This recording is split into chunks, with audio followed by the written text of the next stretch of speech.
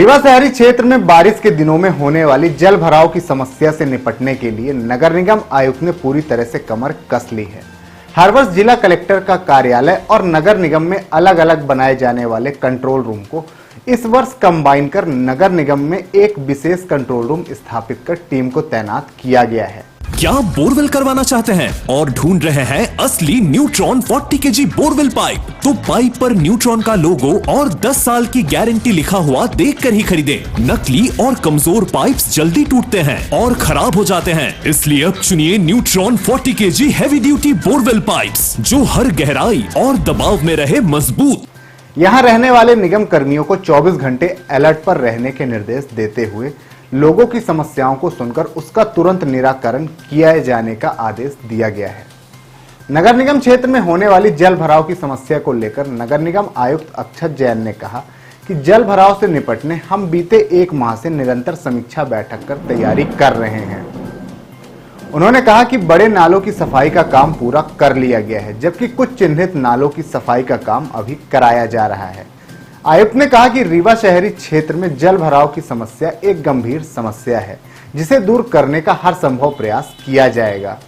बताया गया कि बारिश के दिनों में आने वाली समस्या को लेकर नगर निगम में एक विशेष कंट्रोल रूम बनाया गया है, जहां न सिर्फ लोगों की समस्याओं को सुना जाएगा, बल्कि उसका त्वरित निराकरण करने का भी प्रयास किया जाएगा। तो आइए जानते हैं जल भराव की समस्या से निपटने के लिए नगर निगम आयुक्त ने किस तरह की तैयारियां की है। बरसात आ गई है। बरसात में ये देखा गया है कि जो नाले हैं वो ओवरफ्लो हो जाते हैं, घरों में लोगों में पानी घुसने लगता है। उसको लेके किस तरह की व्यवस्था बनाई है? देखिए, इसको देखते हुए और क्योंकि रीवा शहर में ये इश्यूज़ आते हैं, तो हम लोगों ने पिछले लगभग 1-1.5 महीने से हम निरंतर इसकी तैयारी कर रहे हैं, पूरी समीक्षा भी कर रहे हैं। तो जितने भी प्रमुख नालों थे उनकी हमने प्रॉपर सफाई करवाई है। जो बड़े बड़े नाले थे उसमें हमने मशीन भेज के और हमारे जहाँ जहाँ मैनुअल था वहाँ टीम भेज के पूरी सफाई करवाई है।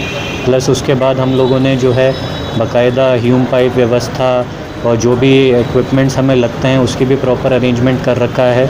इस बार हम लोगों ने ये और किया है कि जो हमेशा कलेक्टरेट और नगर निगम अपनी अलग अलग व्यवस्था करते थे, उसको भी कंबाइन करके एक सिंगल शहर की व्यवस्था की है।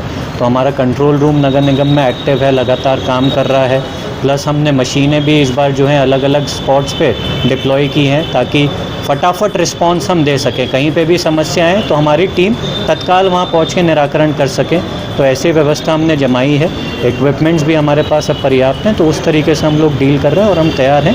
देखिए, समस्या तो हम ये नहीं कह सकते कि हम ज़ीरो कर पाएंगे, क्योंकि कई इलाके बहुत लो लाइंग एरियाज़ में हैं और कहीं दिक्कतें हैं, बट हम मिनिमाइज़ करने का पूरा प्रयास करेंगे और त्वरित निराकरण का पूरा प्रयास करेंगे। नालों में जो कब्जे हैं बहुत पर उसको लेके देखिए, कई सारे अतिक्रमण तो ऐसे हैं कि पूरे वहाँ पे बस्तियाँ ही बसी हुई हैं। तो नेचुरली जो है कुछ ऐसे इश्यूज़ हैं जो बहुत लॉन्ग टर्म इश्यूज़ हैं, उनको डील करना एक अलग चैलेंज है।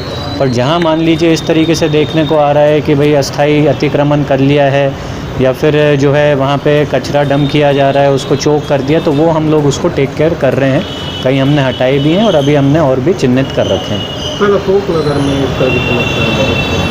जहाँ भी समस्या आ रही है वहाँ हम लोग दिखवा रहे हैं और उस हिसाब से जो है निराकरण करवा रहे हैं। जर्जर मकानों को लेके क्या कार्रवाई है? देखिए, जर्जर भी हम लोगों ने ऐसे आइडेंटिफाई किए हैं, अराउंड 20-25 जर्जर भवन। उसमें से कुछ शासकीय हैं, तो वो हम जो है शासकीय जो प्रक्रिया रहती है उससे हटा रहे हैं, और बाकियों को हमने जो प्राइवेट है नोटिस जारी किए हैं, तो वो भी हमारे प्रायोरिटी में है।